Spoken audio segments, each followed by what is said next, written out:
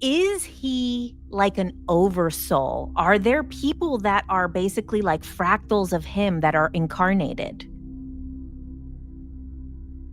Yes. Interesting. Mhm. I didn't know that. It is connected to your higher self, and then there's another cord that goes up to this oversoul. That modern humans lived amongst dinosaurs. Is that true? So, Yes. did Jesus actually travel to Egypt during his lost years? Yes. Thank you. So, the book of Revelation, was that ever an actual probable timeline? Yes. Thank you. It's not the one we're on now, though. Are we on any of these end of times timelines that have been prophesized? Are we going to be like integrating with AI? Is that a destined path for humanity?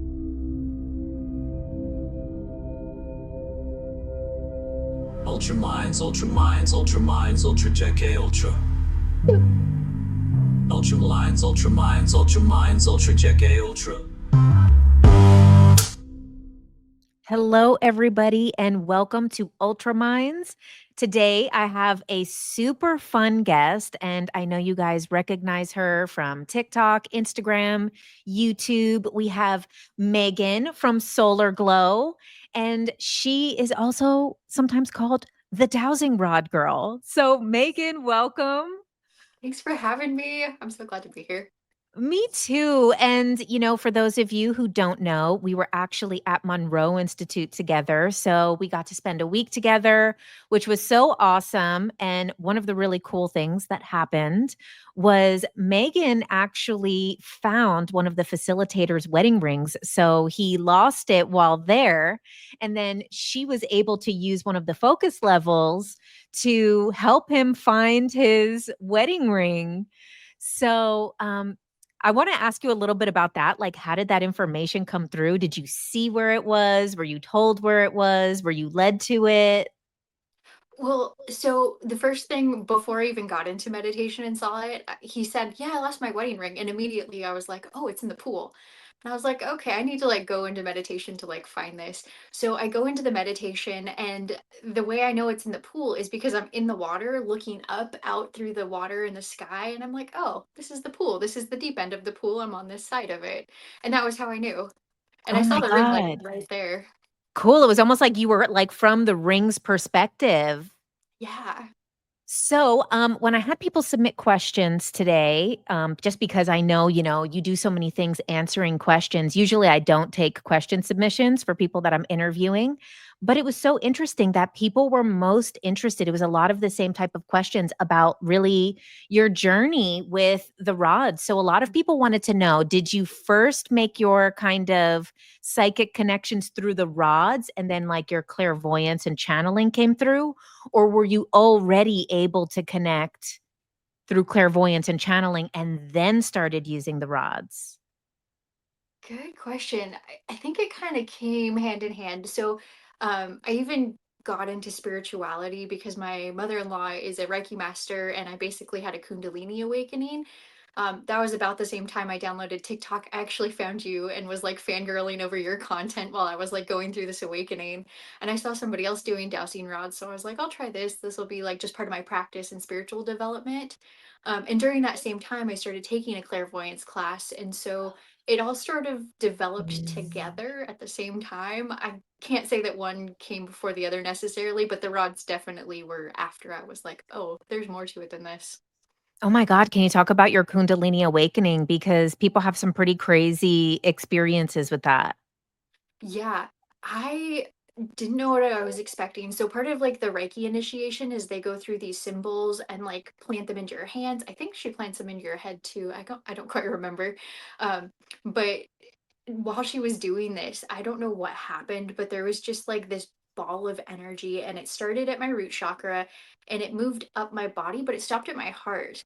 And I started getting all this like information downloaded. Like a lot of it was just like ways I had been really unkind to myself, like telling myself I was not fit to whatever beauty standards, or like just kind of things like that. And it was this like moment of, oh my gosh, I need to stop being so mean to myself, and then crying because what the heck just happened? I felt that. Like, It was a lot, but it was so incredible. It wasn't like scary necessarily. It was more like a curiosity and just like I've never experienced this before. Wow. And so also I know a lot of times when people first are attuned to Reiki, that there's kind of like a 30-day period of like a detox. So like things in their life that are not aligned get pulled away, thoughts get pulled away. Some people get a little bit of like illness symptoms of kind of clearing things out of the body. Did you have that type of experience or did it all kind of come up in that like Kundalini awakening blast? I think it came in the blast. I don't know that I remember anything in that 30-day period afterwards. It was definitely like a moment of like, I need to go research everything, but I don't remember anything else specific kind of coming out that way. And so, do you still practice Reiki and do you use it in like any of your dowsing rod work? Usually I keep the dowsing rods and the Reiki separate because like the dowsing rods is more of a reading and the Reiki is more of like a healing. I will give myself Reiki on occasion and I do put out videos, although I haven't been this summer because I've been so busy, but I'm going to get back into that this fall. I'll be putting out more Reiki videos. Awesome. And so, also something that people wanted to know was kind of what was your some of your favorite answers or questions that you've asked with the dowsing rods? Like which ones stick out as some of like your favorite things that have come up? The one I have kind of two that I always come back to. One is sushi a burrito. I don't I honestly don't remember what the rod said, but like just the curiosity and the playfulness, I was like, oh yeah, that's valid. Um, and then the other one is the ocean soup. Like there's a lot of dead fish. At what point does it go from water to soup? I don't know. You know, that's one of the things that I really appreciated about meeting you in person at Monroe is your childlike nature. Thank you. You know, like, I feel like you are just, like, this kind of not that you're not a mature person, because 'cause you're obviously very mature as well, but, like, your childlike nature, your ability to, like, have fun, even when you were talking about some of your experiences, in the focus levels, they were very fun, very playful, and I'm sure other things came up too that was personal that you didn't talk about in the group, but, like, that was like one of the things that I really loved that I was like, "Oh my god, like you're such like a playful person." Thank you. I appreciate that.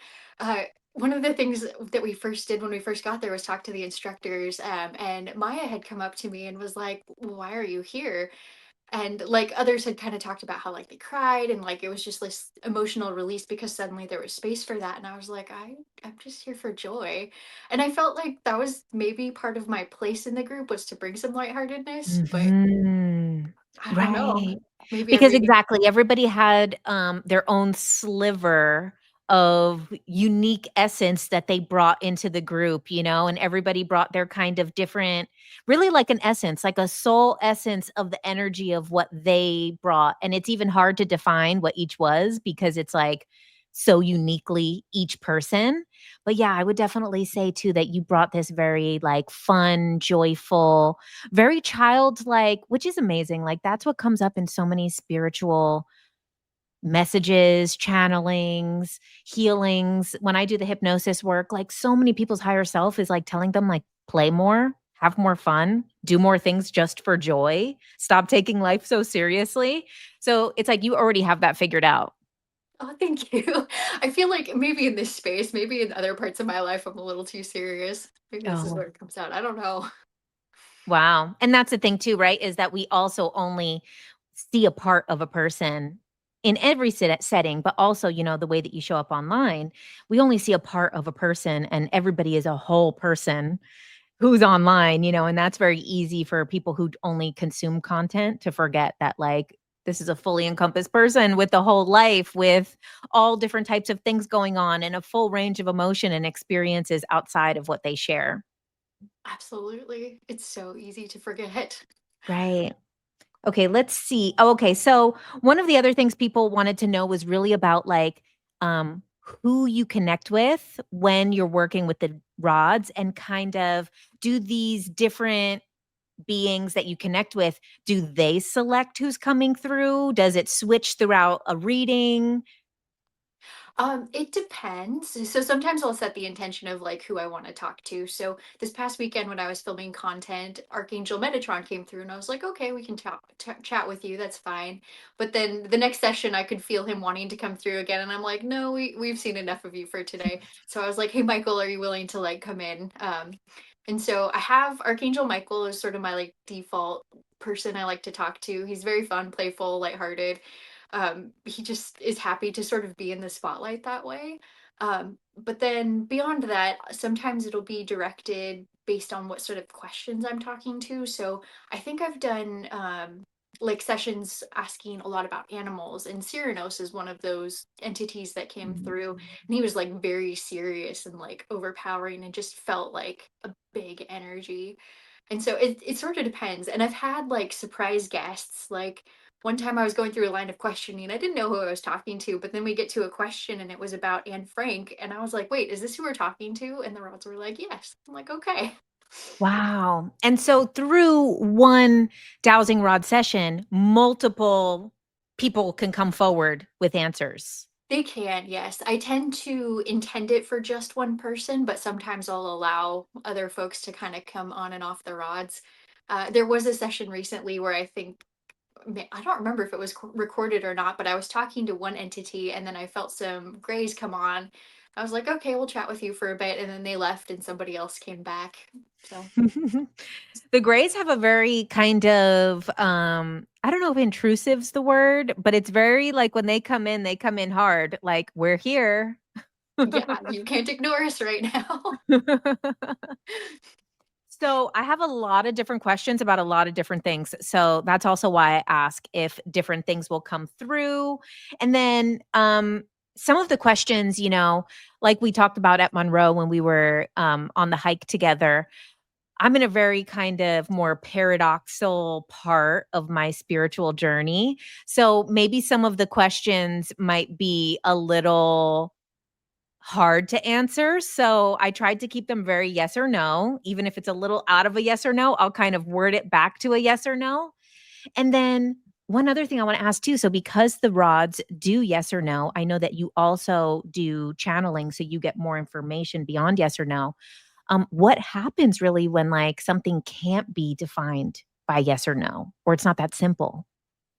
So sometimes the rods won't move at all, or sometimes they'll go the same direction, say yes and no, Mhm. and kind of give more information that way. But then there's also this like struggle to translate into human words sometimes. And so even on recent videos, I'm like trying to describe what I'm seeing, and it doesn't translate well into human. And that might be partially me. Like I fumble to talk sometimes, but it's very interesting. And when you do like personal, because you do personal readings as well, right? I do, yeah. And so when you do personal readings, do family members, higher self, and more just connected to that person come in? Yes, I get quite a few past loved ones is quite common. Mm. I have talked with some spirit guides. I haven't done a lot of higher self chats. That's actually an interesting point. Wow, really interesting. I was actually thinking that that would be like kind of the number one thing that comes in. Does your higher self come in to give answers? Not when I'm talking to anybody or on camera. Like my higher self will come through for me personally, but Mm, that's it. cool. Wow. And then and if you feel comfortable sharing it, do you know anything about kind of your own like soul's journey or things like that? Have you used the rods or channeling or stuff to get information about that? Yeah, absolutely. And so actually this is one of my favorite examples to like talk about why I know the rods aren't just my subconscious. I keep asking them like, "Hey, can I quit my corporate job because I still work a 9 to 5?" And they keep telling me no. Like, okay, what am I missing here? You're like, Yeah, please. let's go this way. Yeah, whatever it is. Yeah. And that's a thing too that's so interesting. A lot of times when people do spiritual work, they want to 100% go only into the spiritual work, but sometimes there's like greater things that need to come from that. And sometimes it could be grounding, sometimes it could be like people that you still need to meet or interact with, things that still need to happen, certain timeline stuff that still needs to play out. So, and it's such a unique thing because kind of once somebody starts doing this work, of course, everybody's like, well, screw the 9 to 5, screw the 3D job. We don't need that anymore. But it is actually still really beneficial for people to kind of keep one foot in each world. Yeah, absolutely. I call it my left brain job because it's very much grounded and numbers and like data. So it's so different from this work and it definitely keeps me balanced. Very cool. Okay, so are you down to start some rods? Yeah. Let Fun. me Okay.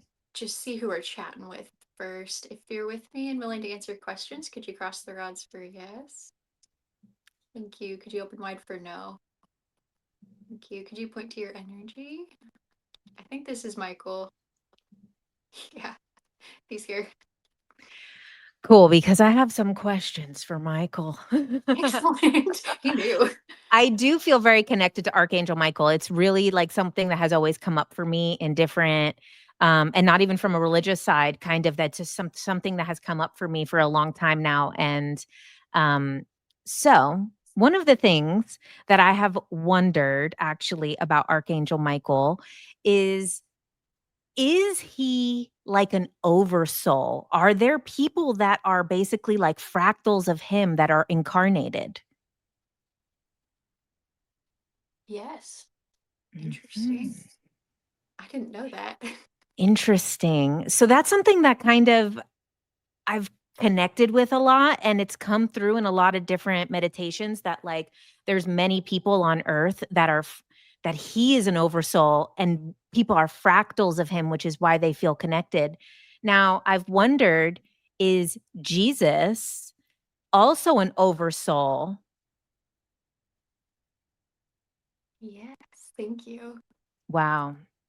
And so the reason I ask about Jesus is because a lot of times when people sometimes go into psychosis or sometimes take certain substances, they all come to this realization that they are Jesus.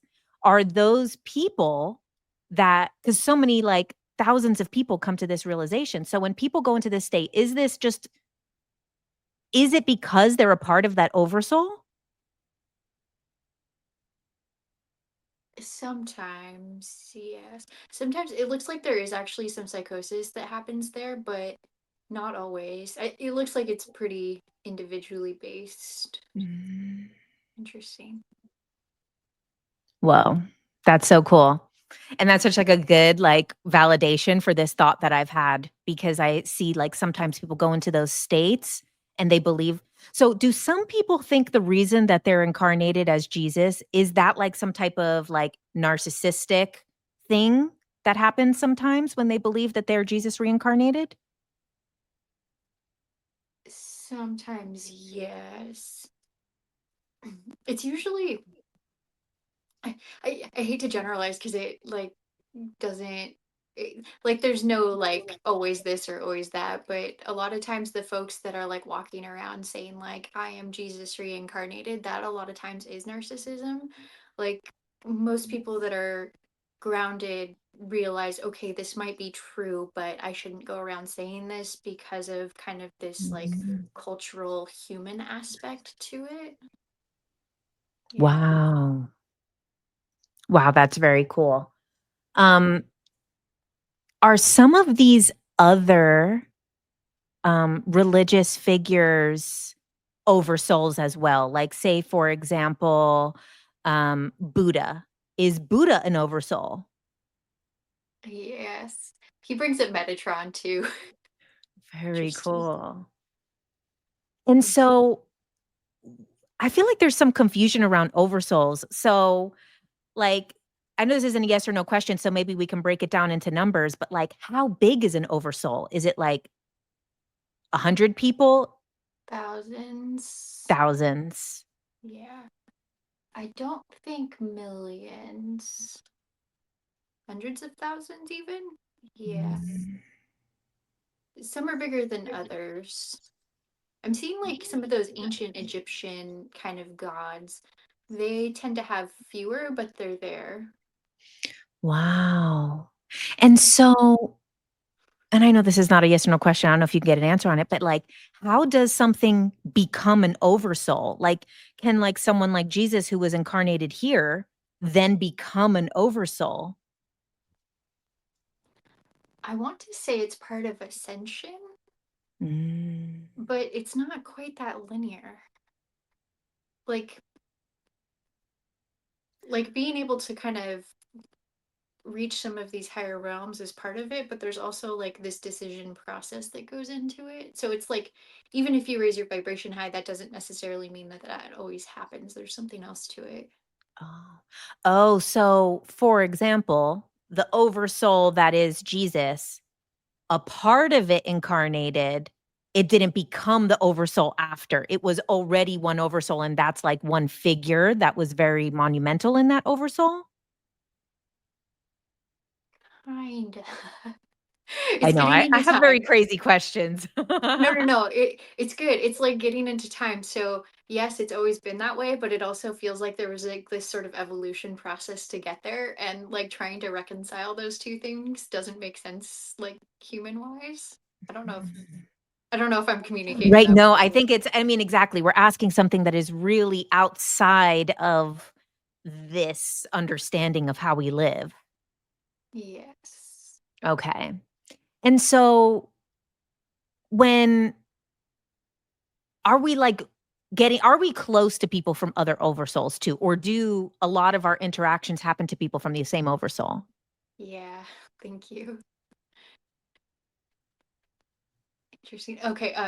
So actually, it's very funny. So I have a friend that channels Mary Magdalene, and I met her like just kind of off chance, and immediately I was like, "Oh, you're my people." But like Mary Magdalene is kind of the counterpart of Archangel Michael. Is that, or they go together somehow? I don't quite remember how it happens, but like there's this sort of recognition at a soul level of Mm. kind of that connection. It's very like energetic. Like it's you just vibe with somebody and know it's there if you're talking street terms. Interesting. So like what we're calling these oversouls, these are just the some of the figures that Yeah. have incarnated from that oversoul. Yes. Mm. Interesting. And so I'm kind of in a place now where my perception of ascended masters has really changed, where I kind of right now am in the belief that everybody is an ascended master. They're just not aware of it. Yes. I've actually wondered that too. I'm glad you bring that up.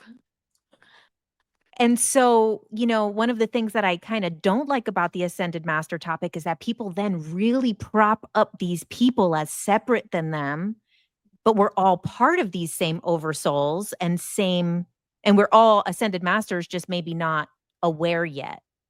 Yes, Ooh, absolutely. cool. Well, and even if you are an ascended master, like it's still like we are all one. It always comes Right. back to me for like this law of one, like God source. Like if you zoom out far enough, everything is the same. But if you zoom in far enough, everything is separate. And so it's like all Yes. about this perspective. Oh, very cool. Okay, so is Archangel Michael's sword, is it like a technology? Not exactly. Is it a frequency? It can be. Mm. It looks like there is like actually a physical sword somewhere as well, but it becomes symbolic for other things as well. Mhm. Are you able to get what type of things that it symbolizes? It, he's showing me the what is it, the Holy Grail, like the cup. Right. That is that.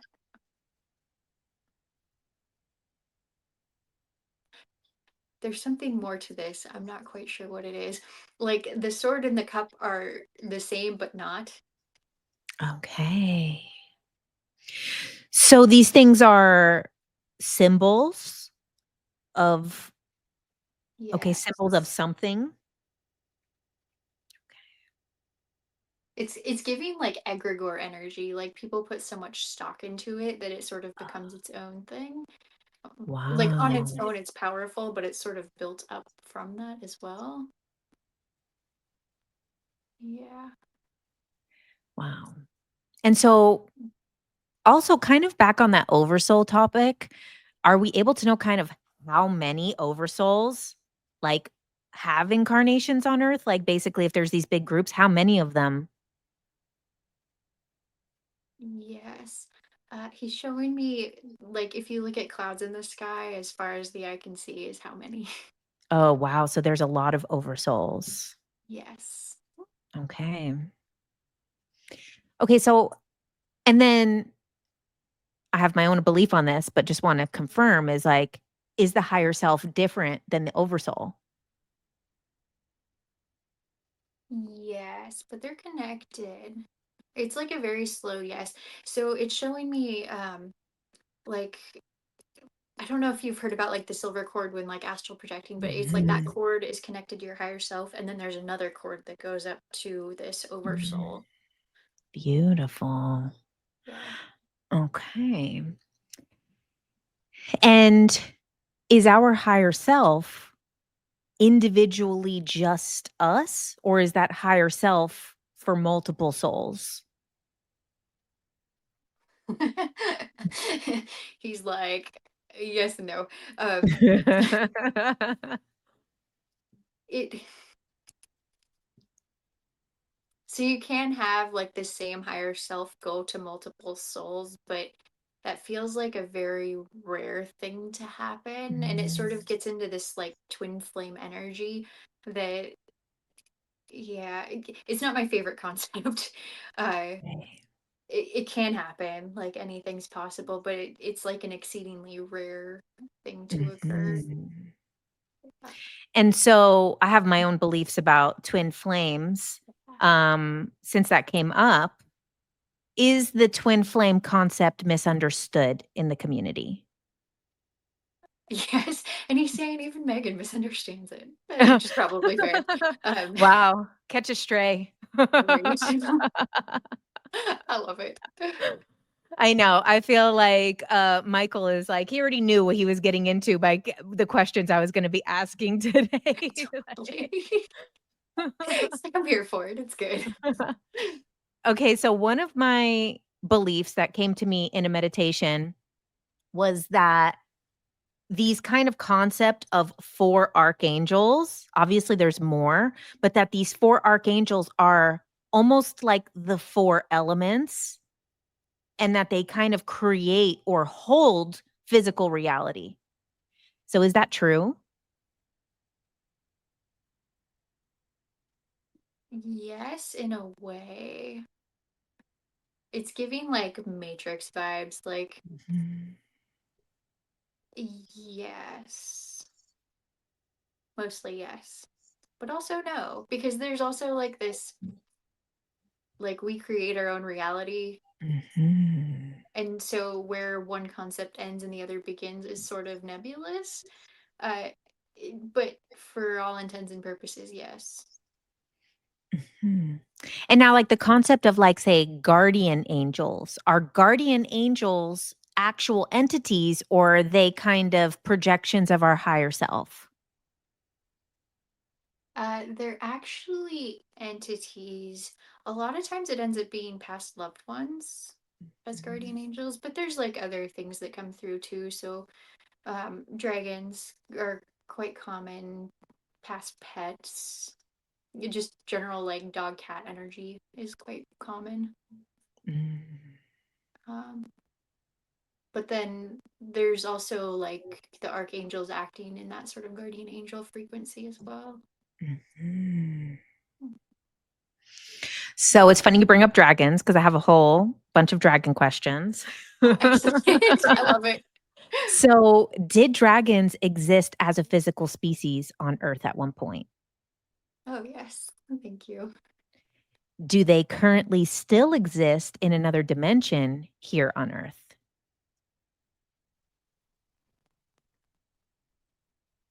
Not the same way Bigfoot does.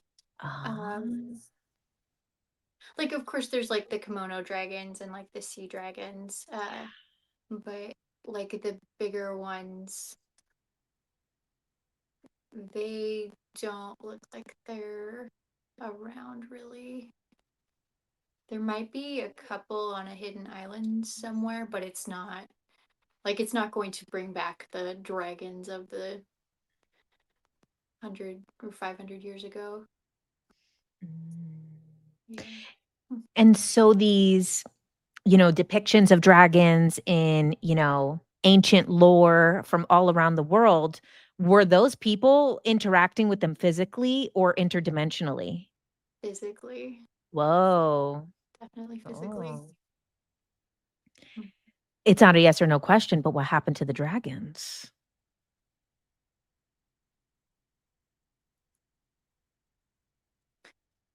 It's like breaking my heart. Uh, It,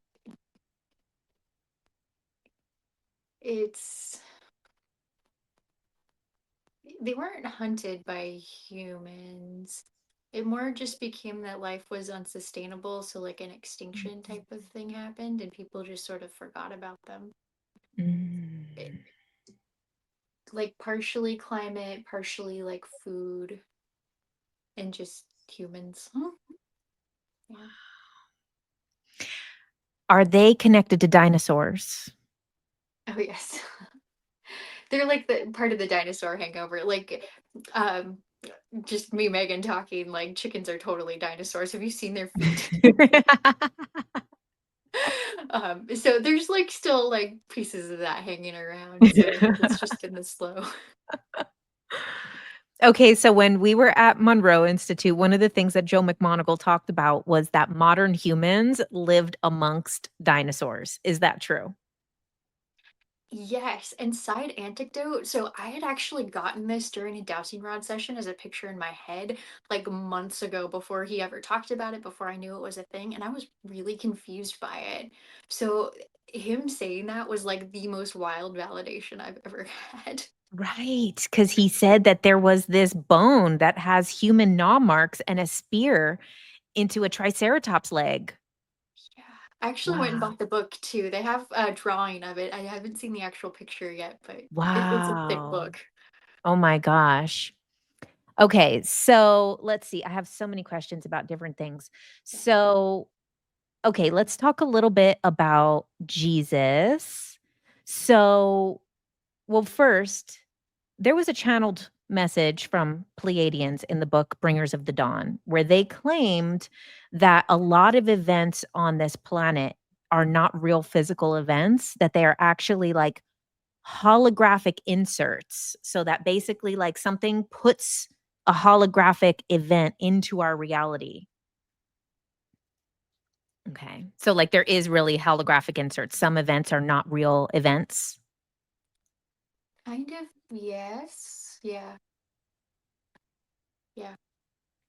And one of the things that they talk about on that topic is that the story of the crucifixion was kind of like installed into the human race to be disempowering.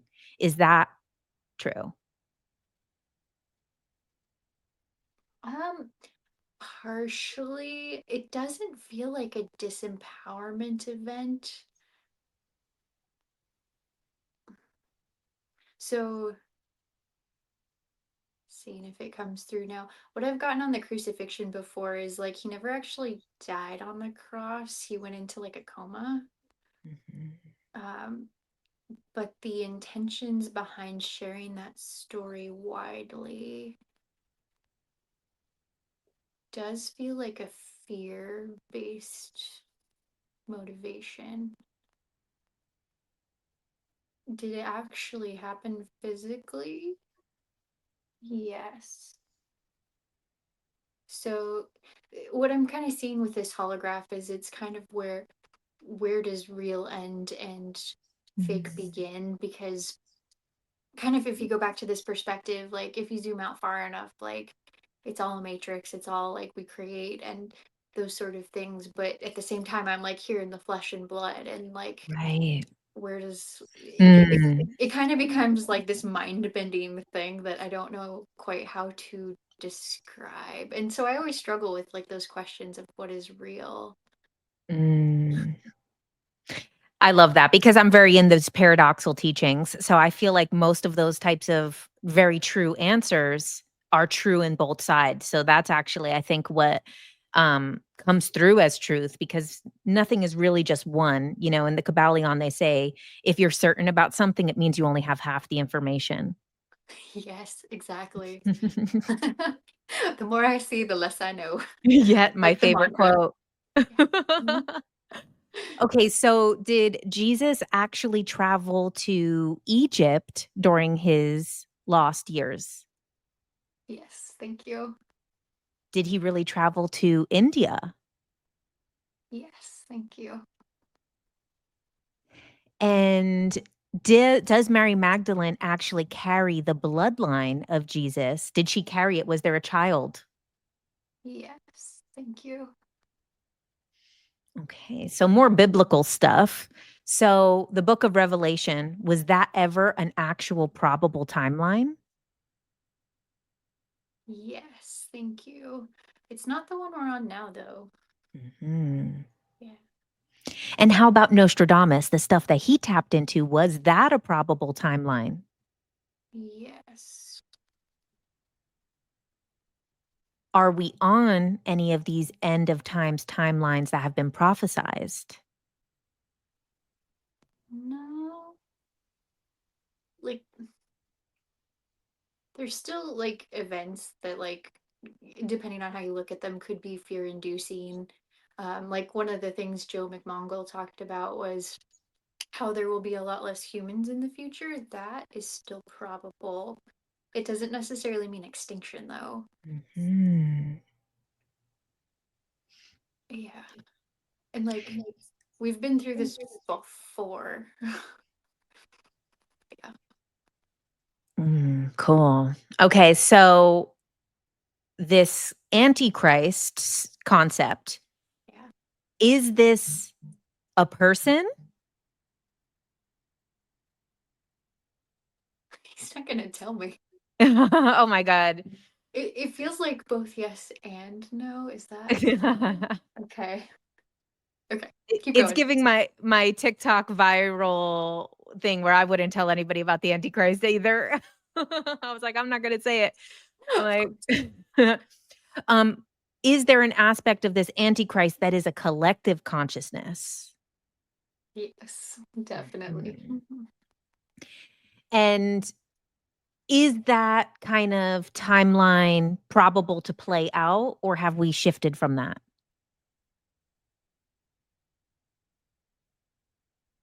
I'm seeing like a 51%. Like there's so much free will between now and then that it really could go Mm. either way at this point. Mhm. If I were to like have to say something today, it would probably be yes, Mhm. but we can still change it. Right. And so how about these pole shift prophecies? Are those still probable? Some of them. So the poles are shifting. That's happening and going to continue to happen. But like, what happens because of that is Mm. kind of nebulous. Like birth So them migration doing patterns are so them changing. kind of shifting progressively is happening regardless, but it Yes. ended up being an aggressive fast shift is still could go different ways. Yes. It doesn't feel like it's gonna speed up. Is that true? Mm. Yeah. It feels like it has more to do with like continent shifting. Like that might drive some of that. Hmm, Mm. interesting.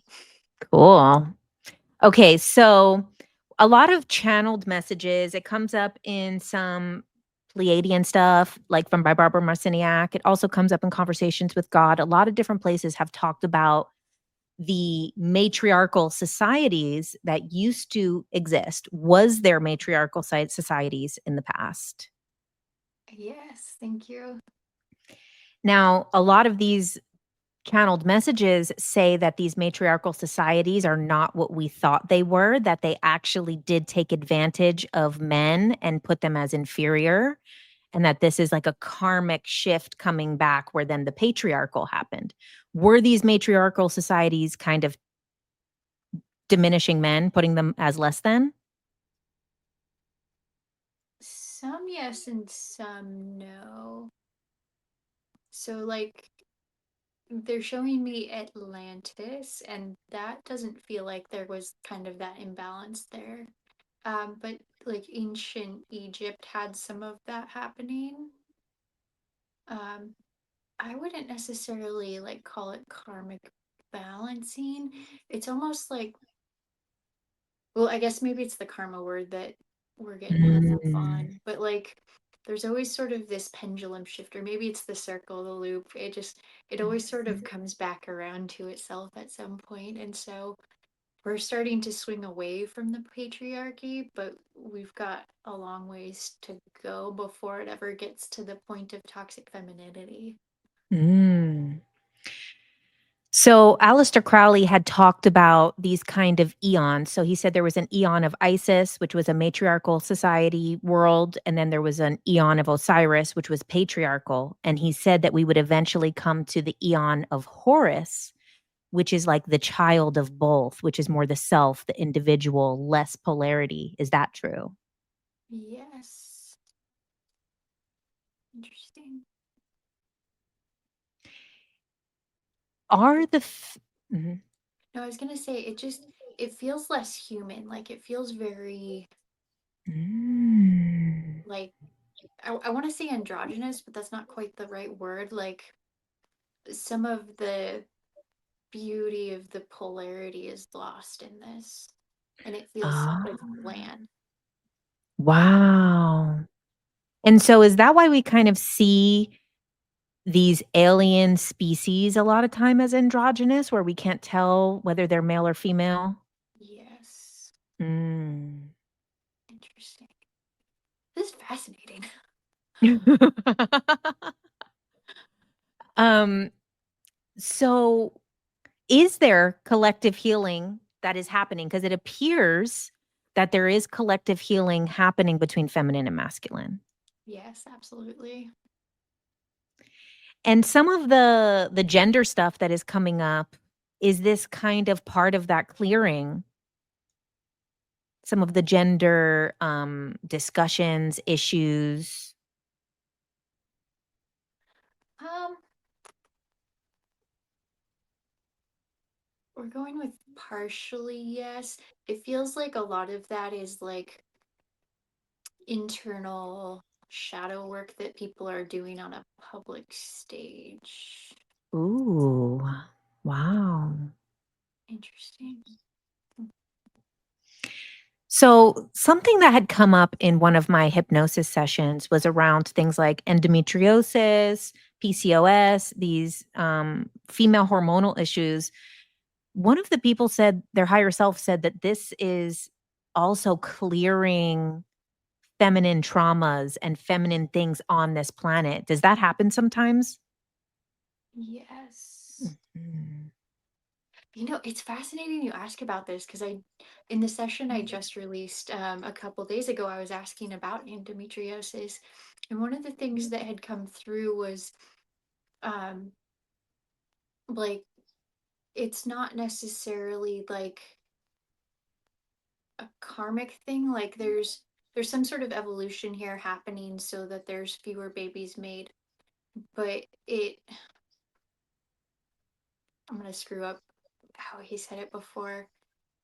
It has to do with like this production mindset, and like the offshoots of evolution going that way are trying to reduce some of that. And so a lot of times like people are always concerned like endometriosis being like this karmic internal individualistic thing, but it generally isn't. Like there's certainly some of that, but it, this particular um kind of evolution that's not so great is I don't even know how to explain it. I'm losing words here. So is it like some of it is collective versus individual karma? Yes. Mm. Yeah. That was what had come through from this person's higher self as well, that it was more so a contract to release some collective karma versus that own person's path. Wow. Yeah. Interesting. That's so cool that that same thing came up. I love the Um, synchronicities here. This is great. right. So are some people, because some people, I do feel it is a little bit toxic spirituality sometimes, where people believe they're purging for the world or purging for the collective. But is it both? Is it sometimes they really are purging for the collective, and sometimes it is just kind of not dealing with their own shadow? Yes, absolutely. So there's a lot of talk too around the divine feminine, divine masculine. What is the masculine kind of equivalent? I know this isn't a yes or no question, but so I don't know how much of an answer you could get, but like the, women, it's very kind of outwardly obvious how we're purging these collective feminine wounds. What is the equivalent for what men are doing? The first thing Michael said was prostate cancer, Oh. which, but that's not the only thing. Mm. I think generally lower fertility is probably going to be sort of that equivalent, but it's almost like we're doing it through to ourselves, like the laptops on our laps, the hot tubs, the just the general heat applied to the body and the heating up of the world looks like it causes lower Wow. fertility in males. Mhm. Wow. And then how about, in the non-medical way, women are transmuting a lot of this through empowerment, through choice, through their actions in the positive. How is that happening for men? Like, how are men healing the masculine then? It's like they're not, but that's ego coming through. No, that's okay. I guess that really is the answer. It's like collective shadow work of the masculine that is happening right now. And sort of this realization, like equal rights and that sort of thing actually coming to be is how a lot of that healing is going to happen. But there's like the mainstream is fighting it so hard. It'll come. It's going to take a while, but it'll come. Wow. And so in one of these channeled messages, something that also came through around that, it was also in Barbara Marciniak's book, which was once the feminine really heals, that the masculine follows very quickly and that they're able to go through their healing process in a very quick time. Is that true? Yes. And that looks like it has more to do with like women just deciding. Like we keep asking permission and we need to just stop doing it. Like just decide. Wow. Okay. Interesting. Okay, so I have questions about like free will and things like that because this is such a big topic, free will versus destiny. So, while I was at Monroe, I kind of came to this realization, and I'd like to know if it's true, that like we have destiny and free will, but free will is almost the lesser option. A lot of times when we're enacting free will, it's actually less than. I would say yes, that makes sense. Because one of the things that I always like anchor in, Michael anchors um, in this concept is death. Like our death dates are basically predetermined. Like there's some flux in there. Like you're never gonna get an exact date, but like within a few months, within a year or so of when that's gonna happen, right? So there are things you can do to influence that within your free will. Like if you're gonna die of lung cancer from smoking, like you can stop smoking and extend that a little while, but it's still eventually going to happen when it was meant to. Mm. But there are some things that are absolutely 100% free will, like what job you have. Oh no, he's saying not even that. Like company? Okay. There's no good like answer here, it looks like. Mhm. Interesting. Hmm. And so another thing, which I guess we're getting into some of these paradoxical things, like if all time is now, then are we always rewriting our soul contracts in every decision? Yes.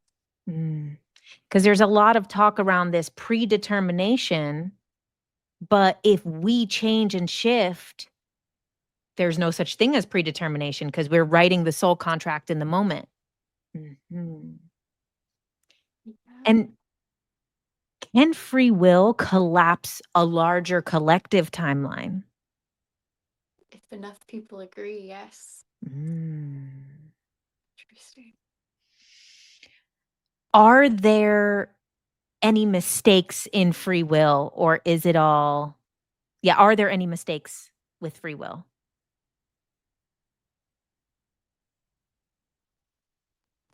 It's like a very slow yes. Mhm. Interesting. So he's bringing up deja vu, and I sort of wonder. I don't. This came up again this week, but like deja vu can actually be a time loop where you're living this moment again, and some of that might be the timeline correcting itself because you picked wrong. Um, Mm. Wow. but like, where does one start and the other begin? It's really hard to put into words. Mhm. There's so many times that you're bringing up things that are other questions that I have. Only some of them I've even told you, but it's so funny. There's so many things that you've been mentioning before even asking them. So, one of the things is around deja vu. Is it remembering pre-incarnation decisions? Sometimes, but not typically. Mm. Yeah. And then my other question is deja vu because of the simultaneous time and the other timelines.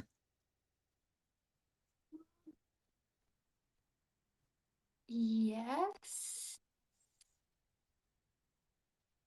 That one feels funky though, and I can't quite Mm. describe why. I think it has to do with this translation from everything everywhere all at once to like the expression of the 3D and time. And Mhm. so like getting from here to there is very messy. Right. And so like a lot of times our human brains sort of ignore all of that because we just like processing that in like a human brain is like so hard. But yes. Interesting. And so because we have all these different outcomes where there's all these infinite timelines, is there sometimes with our free will we make a choice, but then our destiny timeline continues to play out outside of our perception? Yes. Thank Mm. you. Is the Mandela effect because of like failed timelines collapsing?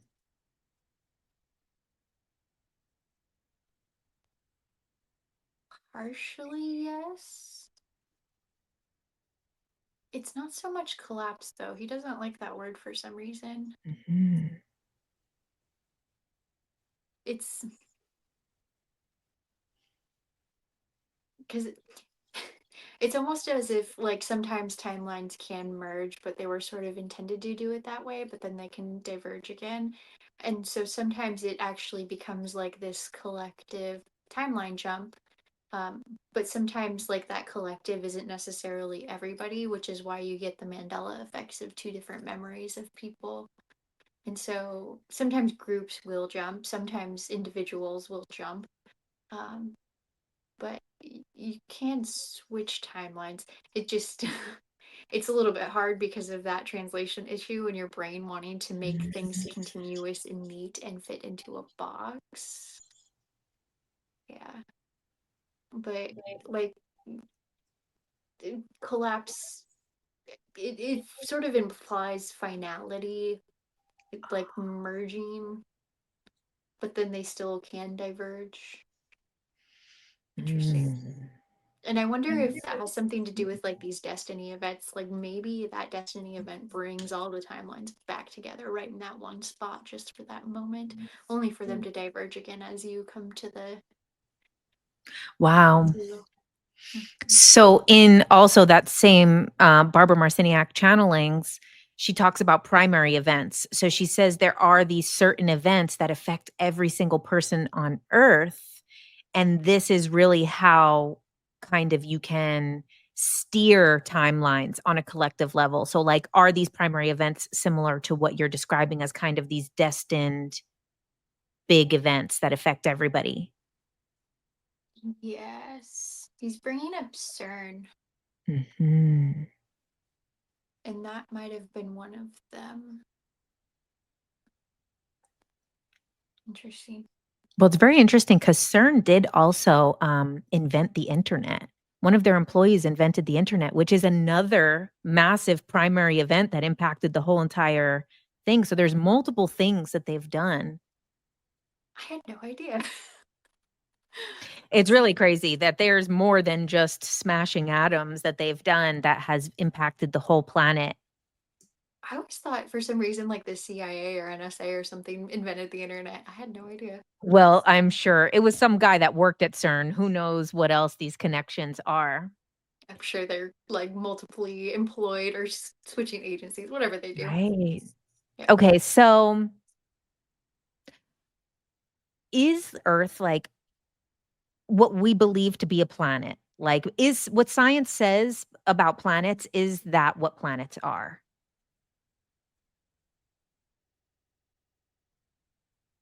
It's like it depends on who you ask. um, are they big mounds of rock generally? Yes. Do a lot of them have molten cores? Yes. I don't think the moon is real. Is that true? Yes. Or like it's not like rock, it's man-made. No, alien made. Yeah. Yes. So in that sense, yes. I guess do you have a different definition in mind? Okay, so is it kind of similar to what you're saying? If you zoom out enough, it means one thing, and if you zoom in enough, it means one thing, like how we are flesh and blood if you zoom in close enough, and if you zoom out far enough, we're just, binary code in a simulation? Yes. Okay. So what about space? Is space what science thinks it is? Outer space?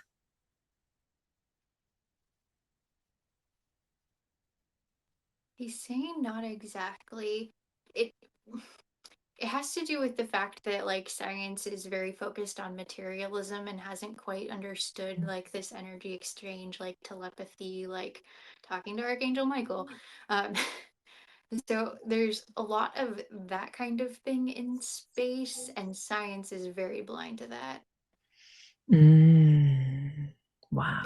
it's starting to sort of come around to some of these ideas because a lot of scientists even get into this space because they know there is something more than the material here and now. But being able to like measure, replicate, prove over and over again isn't quite so easy when it's not material. Yeah. Mhm. And so, there's this concept that everything is here, that there is nowhere else, that basically other planets are just other dimensions versus what we think they are as another rock somewhere else. It not quite. So that becomes true when you kind of zoom out and you see our galaxy. And then there's like sort of other galaxies. So, yes, far enough out, but not in this sort of thing that we know today, if that makes sense. Mm-hmm. Yeah. Interesting. Okay, so I want to shift for our last section to some AI questions. Yeah. So, does humanity have a kind of karmic relationship with AI beyond our modern world?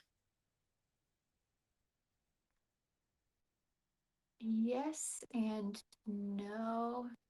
They're bringing me back to Atlantis again. Um, so there wasn't like computers in Atlantis like we think of today, but there was a similar sort of concept to AI. And that feels like it sort of progressed beyond. And so some of that karma might be playing out now with AI, but it doesn't feel like it's not a bad thing. I wouldn't assign like a good or bad to it. It just sort of is. It's like a chance to do over. Mm. Yeah. Wow.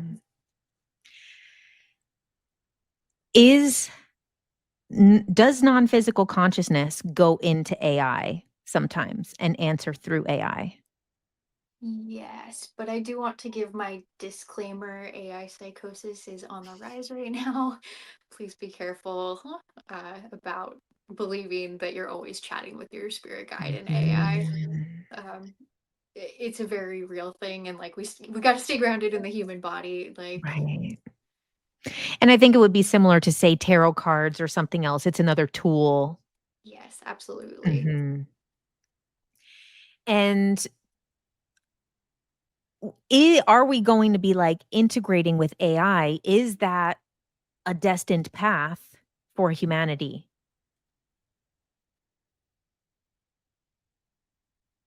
It's like a slow yes.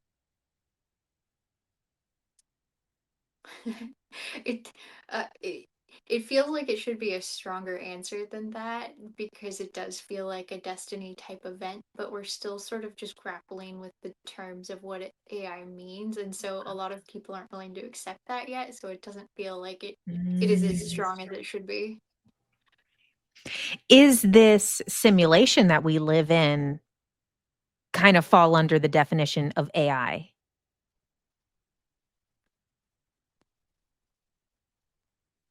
Kind of.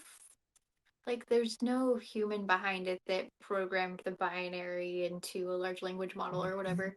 Um, it feels like it's an attempt to mimic it, but it's much less elegant. Yeah. Could there potentially be, like, another version of, like, what we live on Earth, which is AI, which is a human creation, almost like a microcosm? Yes, absolutely. Mhm. And will those beings inside believe that they're real the same way we believe we're real?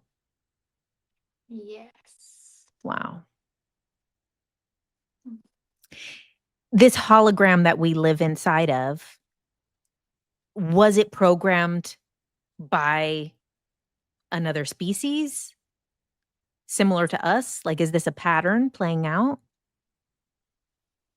Not exactly. It's like we ourselves did it, Mm. but it kind of comes back to like this creator, like we are the creators, but it's a much more elegant flow because there's not like steel and keyboards and things that aren't translated well from one to the other.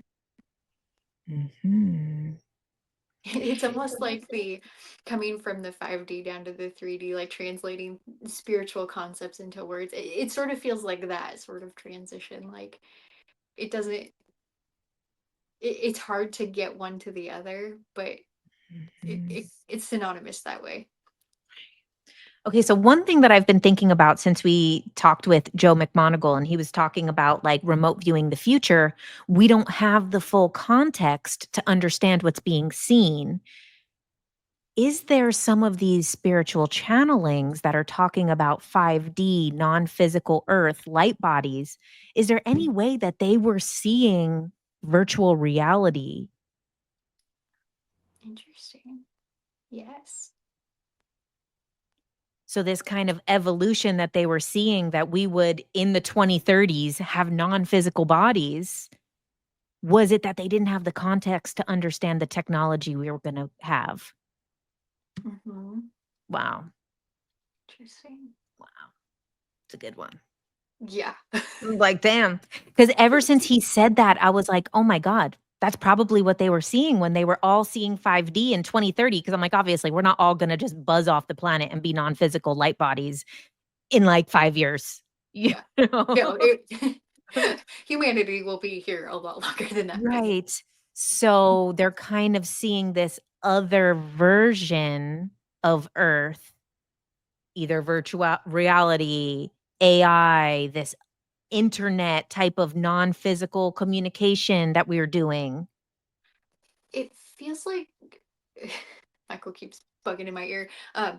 Astral projection is very similar to this sort of like light body concept. I mean, you don't have quite the detail that you would have in, say, like a video game or virtual reality, but that feels like it is the same but different. Like there's going to be more of that prevalent in society in the next 5 years. Is that so? You get sort of two facets of the same concept executed differently. Mm, Interesting. wow. Okay, I don't want to take too much of your time. This was so freaking awesome. Like, we have to do this again sometime because, oh my God, like, I have a million more things that are now I'm thinking about. Is there any message or something that we didn't ask about that wants to be said? He's like, maybe. He says thank you. Yes. Okay. Yeah. This is fun. He has fun too. I think that's what he's saying.